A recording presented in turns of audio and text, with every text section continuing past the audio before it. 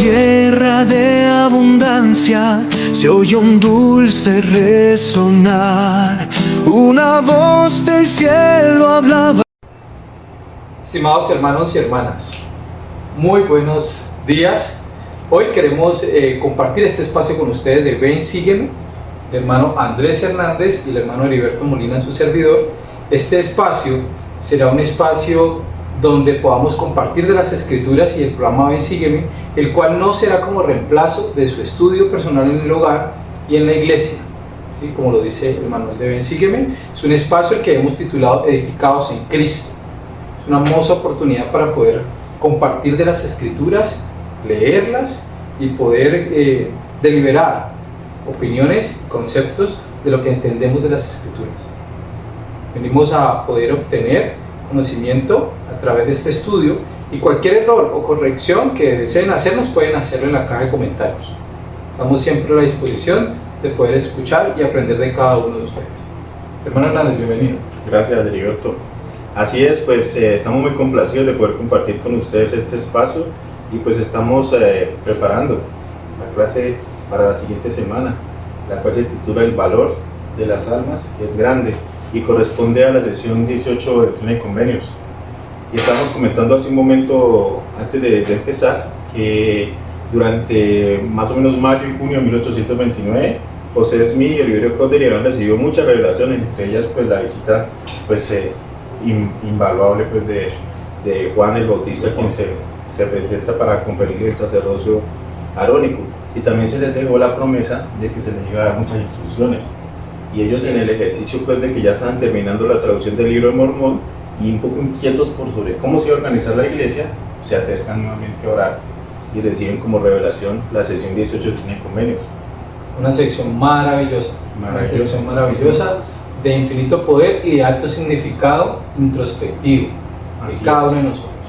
Así es. ¿Y qué tal si entrando un poco en materia, analizamos pues la correspondencia de Doctrina y Convenios 18, empezando por los versículos del 1 al 5. En Doctrina y Convenios del 1 al 5 encontramos que el Señor resalta la importancia de las escrituras que hasta el momento se habían traducido. Recordemos que José Smith y Oliver Cowdery estaban adentrados en la maravillosa obra de traducir el libro de Mormón, y ellos ya estaban casi terminando, pero tenían preocupaciones, así que el Señor le manda esta revelación al principio para Oliverio Cowdery, más tarde también en otros de los versículos para David Whitmer, en donde le dice lo siguiente. Voy a leer el versículo 1, 2, 3, 4 y 5. Dice: he aquí, a causa de lo que tú, mi siervo Oliver Cowdery, has deseado saber de mí, te digo estas palabras. He aquí, te he manifestado por mi espíritu en varias ocasiones que las cosas que has escrito son verdaderas. Por tanto, sabes que son verdaderas. Y si sabes que son verdaderas, he aquí, te mando que confíes en las cosas que están escritas, porque en ellas se hallan escritas todas las cosas concernientes al fundamento de mi iglesia, mi evangelio y mi roca.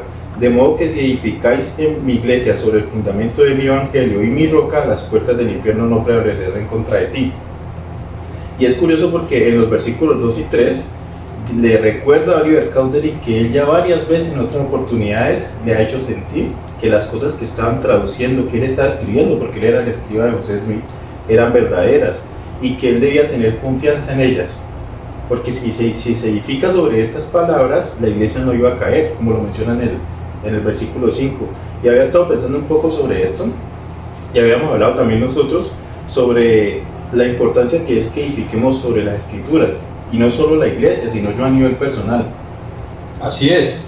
De hecho, me llama mucho la atención cuando en el versículo 2 tú mencionas que varias veces el Señor le ha revelado a José Smith en cuanto a estas cosas, porque en mi estudio personal de clases anteriores vimos que en un material que tiene la clase, que se llama Voces de la Restauración, aparece que Emma Smith, cuando era la que escribía, era la escribiente de José, a veces José no podía leerlo bien y le decía, le deletreaba a Emma, y Emma le cerraba la palabra, le definía qué decía allí.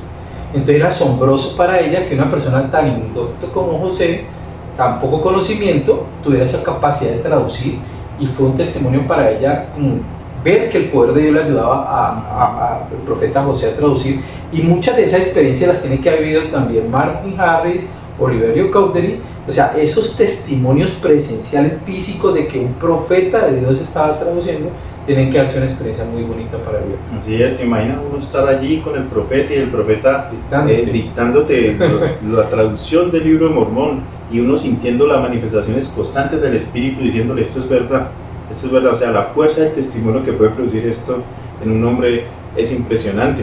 Algo que me gusta de Oliverio era que oraba mucho a pedir, preguntaba mucho al Señor. Es una característica que muy pocos a veces la tenemos, de estar consultando al Señor. ¿Qué espera de mí usted, Padre? ¿Qué quiere de mí? ¿En qué puedo servir yo en esta obra? Era humilde, él quería aprender, y pues sabemos que cuando uno tiene preguntas es humilde, por ahí es donde el Señor quiere responderle. Y otra cosa que aquí me llama la atención para analizarla, aplicando las escrituras a nosotros mismos, es el hecho de que a veces nosotros tenemos un testimonio del libro de Mormón, sabemos que es verdad, hemos orado, hemos seguido las impresiones del Espíritu, somos miembros de la iglesia y sabemos que es verdad, y sin embargo a veces pensamos que las cosas son verdad pero no tienen aplicación para mí. Es decir, el Señor hace muchos milagros, ayuda a otros, ayuda acá, pero dudo que me pueda ayudar a mí. Y debemos tener esa misma fe, creer que las escrituras son reales, que son verdaderas, y que la aplicabilidad de ellas nos puede edificar y salvar a nosotros también. Así no somos tan duros con nosotros mismos. ¿Qué te parece? Así es, muy cierto. ¿Qué tal si vamos entonces ahora de versículos del 6 al 8? Versículos del 6 al 8. Dice: y aquí el mundo está maduro en la iniquidad, y es preciso que sean instados los hijos de los hombres, tanto a los gentiles como la casa de Israel, a que se arrepientan. Por tanto, ya que has sido bautizado por mano de mi siervo José Smith, hijo, según lo que le he mandado, él ha cumplido con lo que le mandé. Ahora, no te maravilles de que lo haya llamado para mi propósito particular, en el cual me es concedido, por lo que, si es diligente en guardar mis mandamientos, será bendecido para vida eterna, y su nombre es José. Entonces vemos aquí cómo esta parte de las escrituras el Señor advierte de algo que está pasando y que aún estamos viviendo en nuestro tiempo, y es cómo la iniquidad está creciendo a tal medio que el Señor llama que ya estamos madurando en la iniquidad.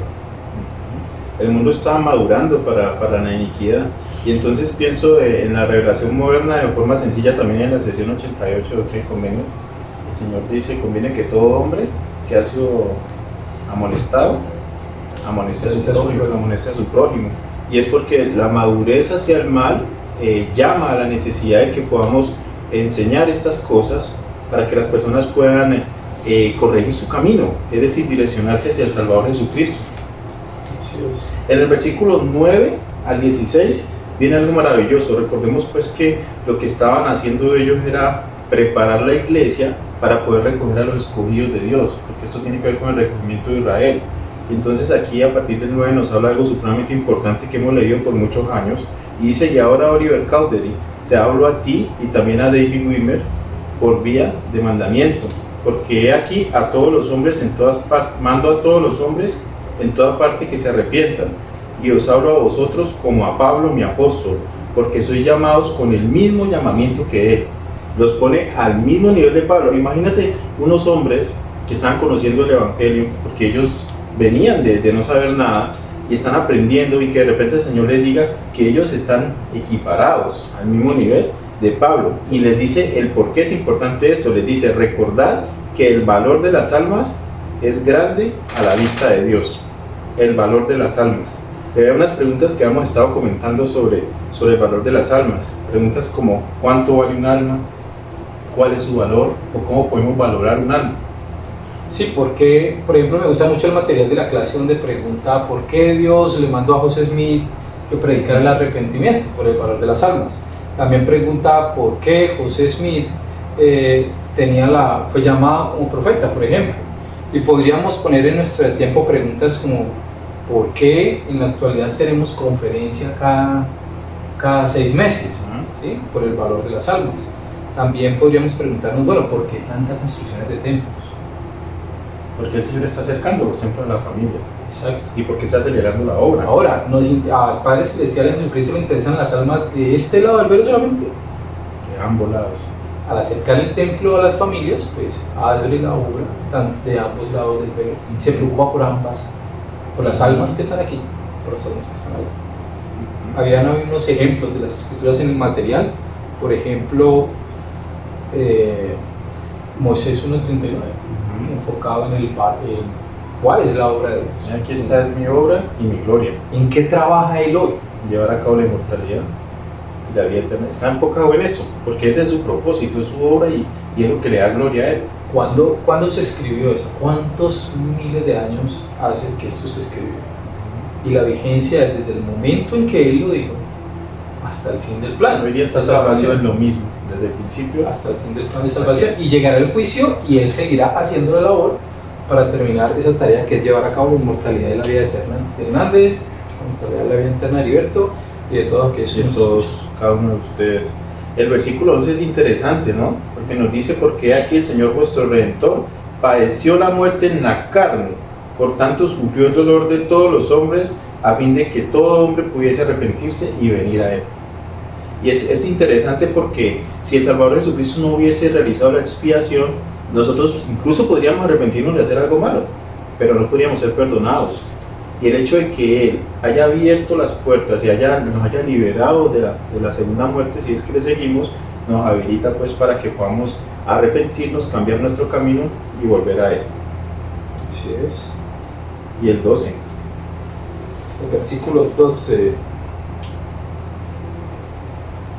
Y ha resucitado. Y ha resucitado entre los muertos para traer a todos los hombres a Él mediante la condición del arrepentimiento. Entonces dice que hay una condición, ¿no? Esto no es gratis. O sea, hay que hacer algo. El Elder Bola siempre decía que cada uno de nosotros debemos pasar nuestro propio Getsemaní. Es decir, vivir también nuestra propia prueba, que es la prueba de la fe. Pasar por el arrepentimiento si queremos heredar las bendiciones. En el material de la clase aparece un discurso del Elder J.F. Uchtdorf llamado Ustedes son importantes para Él, si no me equivoco.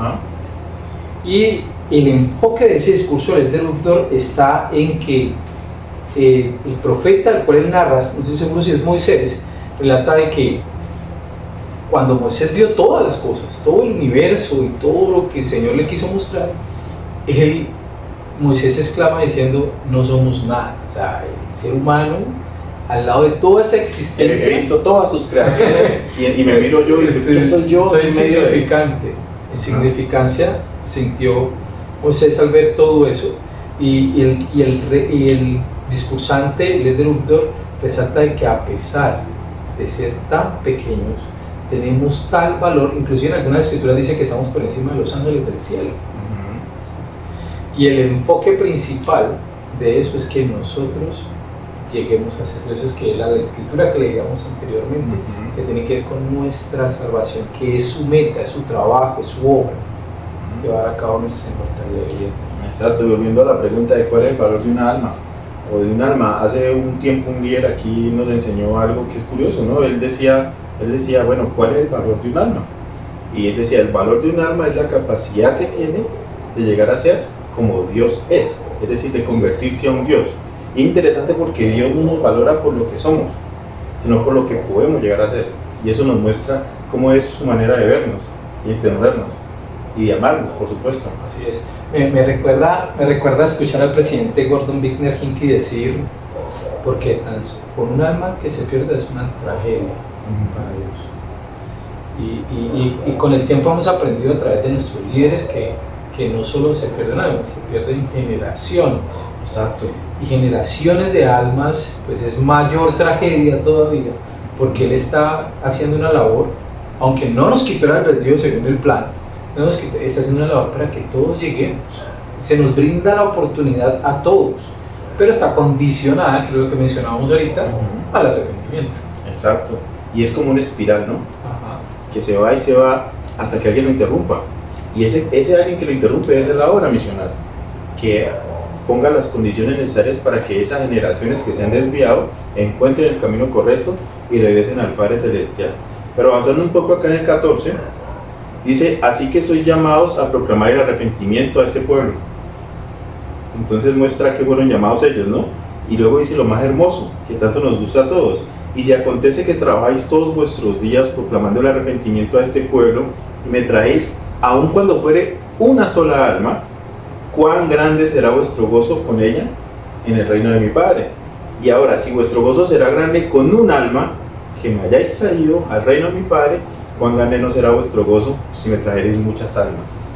Impresionante. Y me llama la atención el hecho de que él asocia el gozo y la felicidad del hombre al servicio, en ese caso misional, es decir, a traer almas al reino. O sea, no podemos encontrar una mayor felicidad que traer almas. Siempre hemos dicho que la mayor felicidad es la familia. Entonces, si conectamos eso, ¿cuál sería nuestra mayor felicidad o mayor gozo? Llevarle a nuestro Padre Celestial nuestra familia, como primeras almas, ¿no? Sí, La esposa. De hecho, la primera alma que tenemos responsabilidad es nuestro cónyuge. Uno mismo. Primero uno, ¿no? Luego nuestro cónyuge, luego nuestros hijos, luego nuestro entorno, ¿sí? Exacto. Y los miembros de la iglesia, los vecinos, y se va viendo el espectro de cuántas personas, cuántas almas podemos llegar, y se cumple lo mismo que decíamos en el lado negativo. Cuando logramos un alma, logramos generaciones, Exactamente. logramos generaciones de progreso eterno, y llevamos no a uno, a Cristo, llevamos todos los que vienen detrás de esa generación.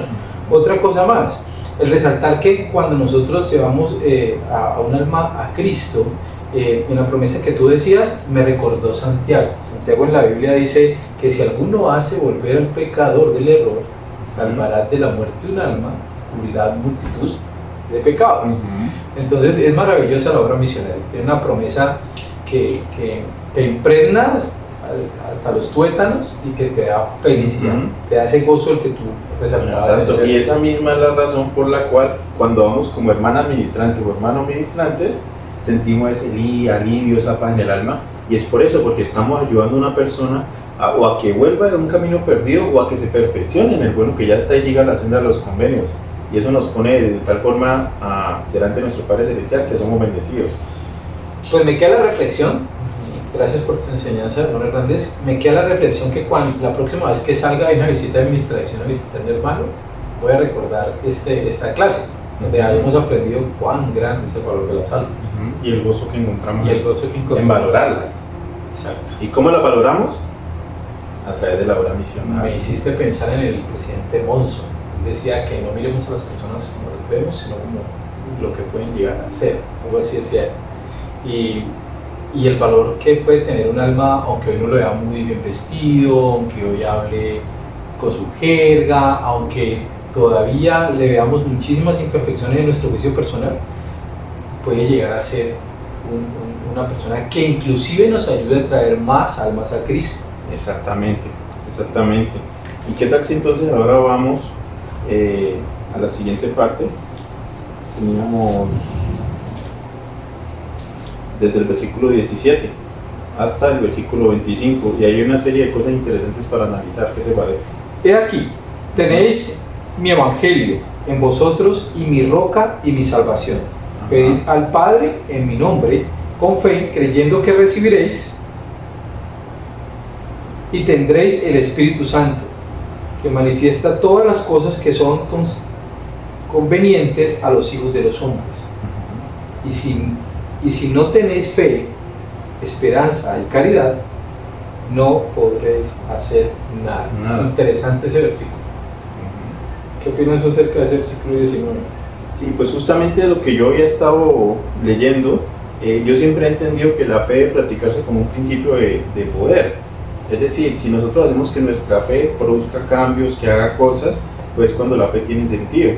Entonces, si yo pues tengo una fe grande en El Salvador, pero no voy como hermano ministrante, pues entonces esa fe pues, no va a tener mucho efecto, ¿no? Sin embargo, si la fe se llena de esperanza y caridad, la presenta como un principio de poder. Él dice que si no tenéis fe, esperanza y caridad, no podéis hacer nada. Para uno poder hacer algo, necesita tener la capacidad de hacerlo. Y en la Real Academia de la Lengua Española se describe el poder como la capacidad de hacer. Y si no tengo la capacidad de hacer, pues por ende no tengo poder. No hay poder. Y si no tengo poder es que no tengo suficiente fe, esperanza y caridad. Y yo quisiera resaltar aquí la caridad porque creo que es lo que a todos, o por lo menos a mí, nos falta desarrollar más caridad, es decir, más amor puro de Cristo. Si tenemos estas cosas, tendremos la capacidad de hacerlo todo. Él ahí dice que sin ella no podemos hacer nada, pero sale por construcción el hecho de que el hecho de sí tenerlas nos habilita para hacer todo lo que el Padre necesite que hagamos. Y mira que después de hablar de poder, habla de uno de los defectos que inclusive cuando El Salvador vino al continente americano, dijo que no podemos cometer. Un error, ¿no? Dice, no contendáis en contra de ninguna iglesia a menos que sea la iglesia del diablo. Tenemos el poder para actuar, pero no debe ser de una forma impositiva y no puede ser de una forma contenciosa y no puede causar el evangelio de Jesucristo rencillas y roces y nada que no vaya con el espíritu de la alejarnos como de la mala intención al Exacto. actuar, sino que actuamos es porque queremos llevar a cabo la obra, no por otra cosa. Así es. José Smith de hecho dijo que a él le sorprendía mucho que si algunos ministros de la época lo creían que estaba errado, ¿por qué no le ayudaron a hallarlo con amor en lugar de atacarlo? Y eso fundamenta también ese principio. El 21 lo va a leer yo, ¿no? Dice, tomad sobre vosotros el nombre de Cristo y declarar la verdad con solemnidad. Solemnidad. Qué palabra tan llena Con ese de- profundo respeto, una mezcla de reverencia con perfección, con la solemnidad, dándole el valor que merece. Pero aquí lo más importante es lo de tomar sobre nosotros el nombre de Cristo. De hecho, el tomar sobre nosotros el nombre de Cristo nos convierte en discípulos autorizados de Jesucristo. Aparte de que recibimos esa autoridad por imposición de manos, de todas maneras el tomar sobre mí el nombre de Cristo de manera sincera, con un corazón quebrantado y un espíritu contrito, es lo que me da el poder para también poder ir a hablar a otro Exacto. que ha sido amonestado, amoneste también a su prójimo. Entonces es muy importante que podamos resaltar eso. Y durante muchas partes de este capítulo de sección 18 vemos el arrepentimiento, la palabra arrepentimiento. Siempre está invitando a lo que es la doctrina de Cristo. En el versículo 22 dice, y cuando se arrepientan y se bauticen en mi nombre, el cual es Jesucristo, y perseveren hasta el fin, tales serán salvos.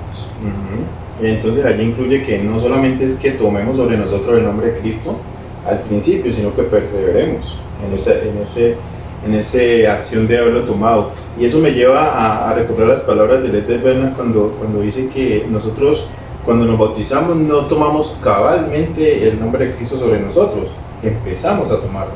Y él dice que es una preparación y ahí entra lo de la senda de los convenios. Porque nosotros vamos al templo. Hace un momento decías que el Señor está trayendo los templos porque nos ama cerca. Y es justamente porque quiere que hagamos eso. Quiere que nos bauticemos y empecemos a tomar el nombre de Cristo.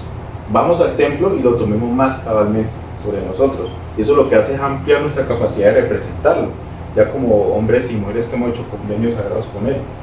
Y eso me hace acordar que en Doctrina y Convenio más adelante, y lo vamos a estudiar, dice que no se puede edificar Sion sino conforme a los principios de la ley de un reino celestial. ¿Qué significa esto? Familias investidas y selladas que continúan fieles. Entonces eso tiene que ver con tomar sobre nosotros el nombre de Cristo. Y algo más, la Santa Cena. La Santa Cena es una renovación del convenio que hacemos cada semana. Y es como, no es simplemente como un solo recordatorio, ¿no? Es una reafirmación del convenio. En realidad es una renovación. Es como si me volviera a bautizar ese domingo. Y entonces el Señor espera que nosotros, si estamos retomando ese convenio, pues que cada vez seamos mejores. Porque tenemos mucho que mejorar todos y eso es algo innegable, ¿no? El que lo niegue, pues en realidad necesita un poquito leer la escritura y entenderlo, o mirarse un poco al espejo, o pedirle a su esposa que le hable un poco de él. Interesante. Listo. Hay un llamado que aparece a Oliverio Cowdery y a David Whitmer, que es el Señor les da una asignación. Bueno, estoy saltando bastante adelante, no sé si falta algo más. Ya, entonces estábamos en lo de pues tomar sobre nosotros el nombre de Cristo, ¿no? Que tiene que ver aquí con los versículos, estábamos en el 20, 21, inclusive el 22. Ujú. Sí. Entonces, bueno, es importante también resaltar pues el 24 y el 25. Dice que así que es preciso que todos los hombres tomen sobre sí el nombre de Cristo. Listo, el nombre dado por el Padre, porque por ese nombre serán llamados en el postrer día. Por tanto, si no saben el nombre por el cual son llamados, Clave, no hay lugar para ellos en el reino de mi Padre. clave ese versículo. Ese versículo me encanta, porque en la mayoría de los casos nosotros a veces suponemos que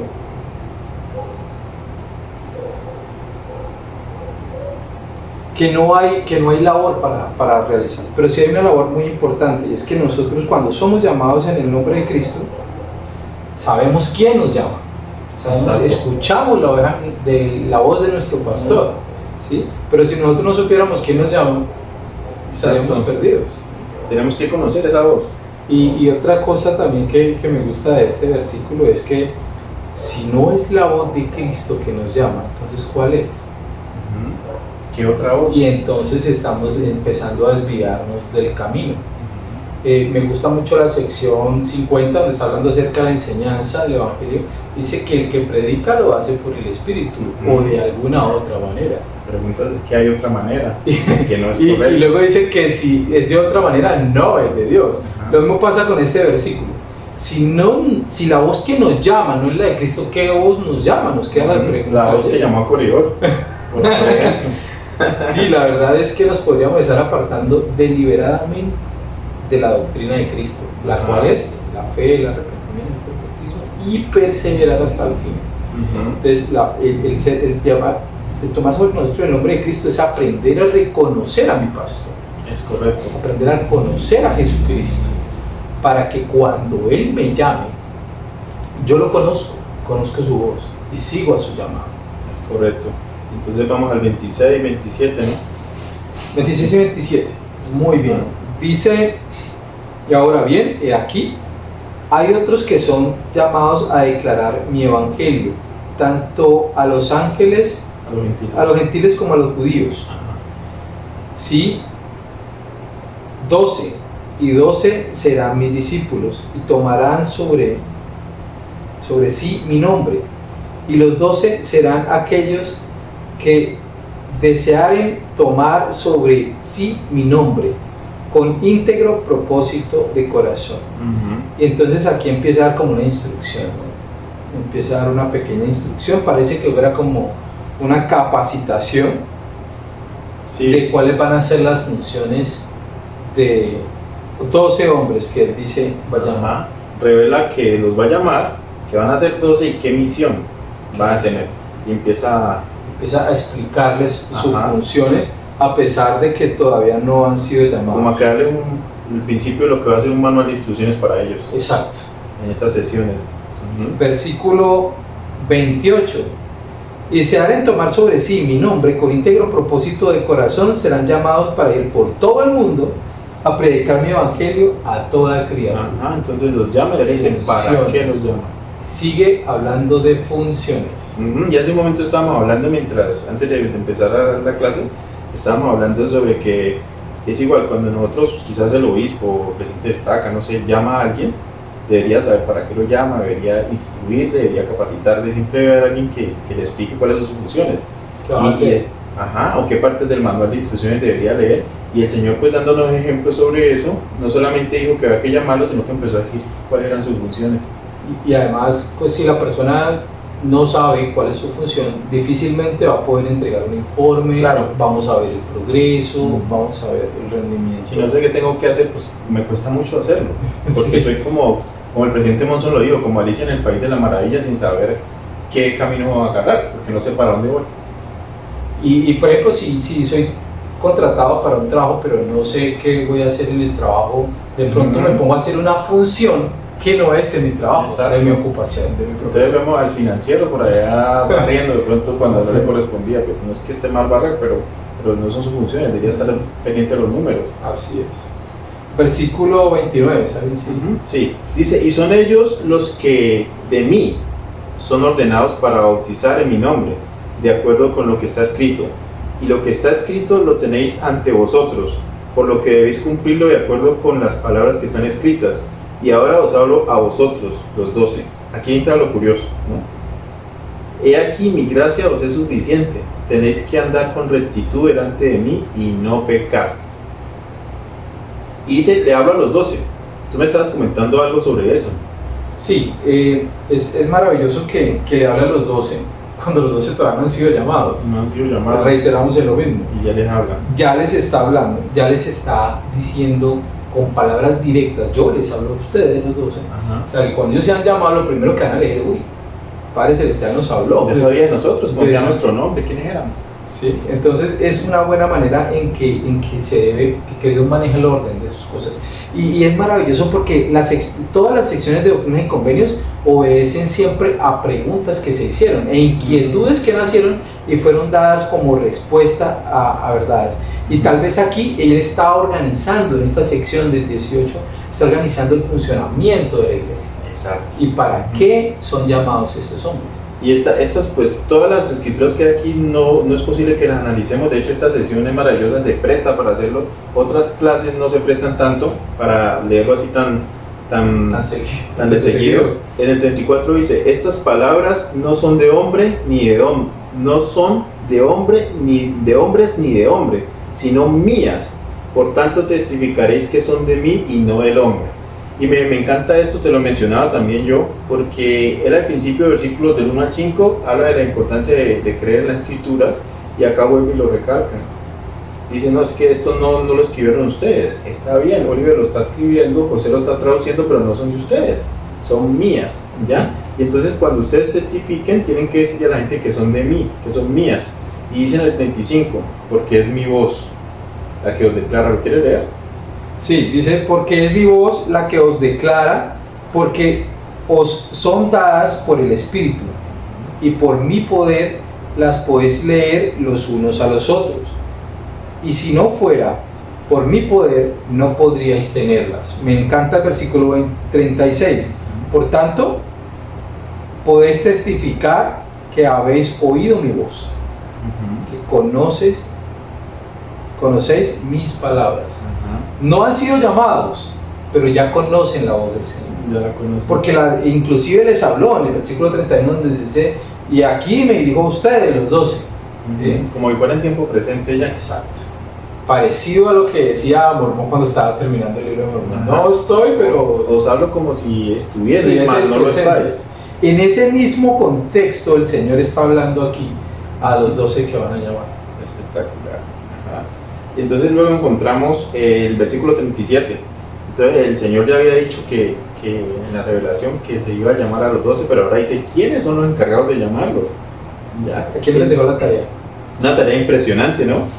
Digamos que Oliverio y David Whitmer fuéramos nosotros. Impresionante esa responsabilidad, ¿no? Dice, y ahora viene aquí, te concedo a ti. Y le está recordando con esa palabra que es un privilegio, y una concesión, un honor. Te concedo a ti, Oliver Cowdery, y también a ti, David Whitmer. Y me gusta que no dice y David Whitmer solamente, sino y también a ti, dándole la misma importancia a él. Sí. Que busquéis a los 12, los cuales tendrán los deseos de que he hablado. ¿Cuáles eran esos deseos? Pues acá en el versículo 27 dice al final, ¿sí? Que deseen tomar sobre sí su nombre con íntegro propósito de corazón. ¿Ya? Versículo 38 y versículo 39. Que sus deseos y sus obras los conoceréis. Por sus deseos y sus obras los conoceréis. Y cuando los hayáis encontrado, les enseñaréis estas cosas. O sea que nos regresa a donde él dice, y esto es para los 12. O sea, apenas los llamen, les van a mostrar esto, que es mi voz, que lo había dicho en varios versículos que hemos estado leyendo. Esta es mi voz. Como obispo, llámeme un líder misional, pero explíquemele cómo hace la tarea y él lo acompaña. Lo mismo. Y sepa que lo llamo yo, no lo está llamando que usted, sepa que no es usted. que es algo que sabemos. Como cuando, por ejemplo, el obispo lo entrevista y le dice, hermano, ¿usted me quiere colaborar con un llamamiento? Algo que... No debería decirle así, porque es que el Señor lo ha llamado, hermano. Ya, lo mismo. Que les dijera que era el Señor quien lo estaba llamando. Así es. De hecho, algo que me llama muchísimo la atención de eso es que nuestro Padre Celestial a través de Jesucristo siempre nos está dando verdades. Hay un tema que ha ido desapareciendo mucho entre los miembros, que ya tenemos un tiempo en la iglesia, y los recién conversos, y es la preocupación de algunas cosas que serían la base fundamental de las creencias, y una de ellas es los artículos de fe. En los artículos de fe hay uno que dice que el hombre es llamado por Dios. Creemos que el hombre es llamado por Dios por profecía Y revelación. ¿Sí? Entonces aquí se cumple eso. Es de eso que estamos hablando. Exactamente. Entonces yo en este ejercicio que tenemos de compartir estas lecciones con las personas que puedan ver este video, es bueno que en cada principio del evangelio que nosotros encontremos miremos cuál tiene relación con los artículos de fe. Tenemos muchos recientes conversos que no conocen los artículos de fe. A veces los conoce más el niño que entra a la primera que nosotros los adultos. Exacto. Entonces es muy importante resaltar que en esta sección 18 hemos hablado de varios artículos de fe. De varios De ellos. Y poder ir y hacer ese ejercicio. Estudié mi clase de Ven, Sígueme, en cuáles de los artículos de fe, que son las cosas en las que como santos de los últimos días creemos, hemos basado este aprendizaje que el Señor nos ha dejado el día de hoy. Así es. Dice desde el 40, ¿no? Dice, y os postraréis y oraréis al Padre en mi nombre. Y luego dice lo que las personas debemos hacer para lograr la salvación. En el 41 y el 42 dice, y habéis de predicar al mundo diciendo, debéis arrepentiros y bautizaros en el nombre de Jesucristo, porque todos los hombres deben arrepentirse y bautizarse. ¿Ya? Y es bueno que lo diga, y bautizarse, no basta con solo arrepentirnos, tenemos que hacer convenios con el Señor. Y más adelante dice, y no únicamente los hombres, sino las mujeres, los niños que hayan llegado a la edad de responsabilidad. Todos los que sean responsables deben bautizarse. ¿No te has preguntado por qué en otras partes de las escrituras el Señor es muy genérico y dice todos deben arrepentirse, pero aquí detalla? Sí. Y yo creo que en parte también es porque nosotros los hombres somos muy dados así, es que a mí no me dijeron. Eso es para el hermano Molina, ¿no? Eso no es para mí. Entonces, no, hermano Hernández, hermano Molina y todas las personas que hayan llevado una responsabilidad en la edad, es decir, a partir de los 8 años, deben bautizarse, sin distinciones. Es interesante. Dice, para terminar, ¿no? ¿Qué tal el 44? 44. Y por conducto de vuestra mano haré una obra maravillosa entre los hijos de los hombres, para convencer a muchos de ellos de sus pecados, para que se arrepientan y lleguen al reino de mi Padre. Así que las bendiciones que os doy son superiores a todas las cosas. ¡Qué promesa tan grande! Claro. Y está hablando a los 12. Y está hablando Oliverio, y está hablando de Whitmer. Y por ende también a nosotros. Y a nosotros. Que todas las bendiciones que Él nos da son superiores a todas las cosas. Y no lo había pensado así, pero en este momento se me venía a la mente el hecho de que por lo menos en el mundo podemos ver que quizás otros son más ricos, como dice el himno, que quizás otros tienen esto, que yo quizás no puedo comprar, pero entonces aquí nos dice que todas las bendiciones que Él nos da son superiores a todas las cosas, superiores a mi orgullo, a mi vana ambición, superiores a todo. Su obra está por encima de todo. Y si yo me enfoco en su obra, me baso en las escrituras, vivo la obra misional, voy a tener gozo, voy a tener todas las bendiciones, voy a tener la guía y mi vida va a estar bien con el Salvador. Y cuando Él me llame por el nombre de Él, lo voy a conocer. Voy a conocer su voz. Así es maravilloso. Al estudiar esta clase he podido sentir cómo el Padre Celestial se preocupa por las almas, cómo se preocupa porque tengamos un líder, profeta de Dios, cómo se preocupa porque tengamos los apóstoles, cómo se preocupa por algunos atributos que necesitamos por la fe, la caridad, el martirio de Cristo, cómo se preocupa porque tengamos las bendiciones de ambos lados del velo, cómo se preocupa por mí. Así sea la más mínima partícula de toda su extensa creación, cómo se preocupa por el valor de mi alma. Y que nosotros, en calidad de sus seguidores, sus discípulos, debemos preocuparnos por el alma, empezando por la nuestra, que hablábamos ahora, la familia y el entorno, trayendo personas a Cristo. Alguien mencionaba alguna vez diciendo que qué bueno fuera que aquellos que no conocen a Cristo y me conozcan a mí, quieran conocer a Cristo porque no. Se digan, tiene algo diferente, como vive de tal manera que eso. Aquellos que te conocen a ti no conocen a Cristo, quieran conocer a Cristo porque te conocen a ti.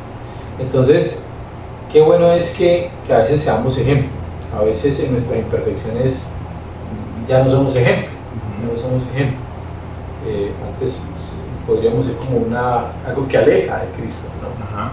Y yo creo que es muy importante que al reflexionar en nuestro actuar y pensar lo que siempre nos enseñaron desde la primaria, trate de hacer lo que Cristo haría en esa situación. Yo trato de ser como Cristo. Exacto. Hacer lo que hizo él. Así es. Yo testifico realmente, de mi parte, de que el Padre Celestial es maravilloso, que su amor es infinito. Me llega a la mente en mi testimonio las palabras de Enoch cuando decía: ¿cómo es posible que los cielos lloren? Cuando el Dios vio que el mundo estaba en tal iniquidad que lloró, derramó lágrimas desde los cielos, y Enoch se sorprendía. Ese es el amor que yo comprendo. Eso es lo que en mi mente, que no puede comprender todas las cosas, trata de comprender el amor que el Padre Celestial ha dado a su Hijo unigénito, para que todo aquel que en él crea no se pierda. Así es. Yo también quiero compartir mi testimonio del Salvador Jesucristo. Yo, en medio de mi imperfección como hijo de Él, sé que Él me ama y he podido ver su mano en mi vida, cómo nos protege. Y pienso cuando al empezar los convenios decía que, por tanto, yo, el Señor, sabiendo las calamidades que vendrían a la tierra, llamé a mi siervo José, es mi hijo, y le di mandamientos. Y es que Él quería restaurar esta obra para nosotros, para que nosotros pudiésemos ser guiados. Y José es incluso pues dio toda su vida y murió por esto, como ya lo sabemos y lo vamos a ver en las próximas clases. Así que testifico que eso es verdad, el amor de Cristo es grande. Él siempre nos lo muestra y testifico de eso en el nombre de Jesucristo. Amén. Amén. Igual, como tú empezaste, termino yo. Gracias, queridos hermanos y hermanas, amigos de la iglesia que nos ven. Si algo de lo que hayamos dicho les llama la atención, pueden comentar ahí en los comentarios, y si incluso tienen algo que corregirnos, una sugerencia, bienvenida, estamos para eso. Y pues nos vemos pronto en otra nueva clase, ¿no? Así es, muchas gracias por tu testimonio, hermano Hernández. Gracias. En la tierra de abundancia se oye un dulce resonar. Una voz del cielo hablaba, su amor quiso revelar. No era rayo ni estruendo, mas su eco penetró